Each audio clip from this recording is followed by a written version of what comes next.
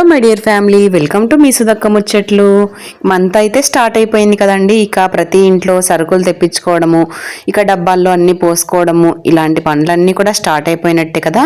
ఇక మా ఇంట్లో అయితే తప్పకుండా ఈ పనులన్నీ రెగ్యులర్గా ఉంటాయండి. మన ఇంట్లోనే కాదు, ప్రతి ఇంట్లో ఉంటాయిలేండి. ఫ్లిప్కార్ట్ నుంచి అయితే ఈ సరుకులన్నీ కూడా తెప్పించుకున్నాను. అన్నీ ఫ్లిప్కార్ట్ నుంచే తెప్పించుకోను. అందులో సబ్బులు, సర్ఫులు, లిక్విడ్స్ ఇలాంటివన్నీ కూడా కొంచెం తక్కువగా వస్తాయి కదా, అవన్నీ కూడా ఫ్లిప్కార్ట్లో తెచ్చుకుంటాను. ఇంటి ముందే ఉన్న షాపుల్లో అయితే ఇలాగ తెచ్చేసుకుంటాను, కిరాణా కొట్లో అయితే. ఇంకా అలానే ఈరోజు మా వారైతే మెంతికూర తీసుకొని వచ్చారండి. సరుకులన్నీ తీసి పెట్టేసుకున్న తర్వాత మెంతికూర కూడా ఒలిచి పెట్టేసుకున్నాను. మెంతికూర అయితే చాలా ఫ్రెష్గా ఉండింది. ఈరోజు మార్కెట్లో చాలా తక్కువగా ఉండిందంట. సరే అని మా వారు వచ్చేటప్పుడు 3 కట్టలు అయితే తీసుకొని వచ్చేసారు.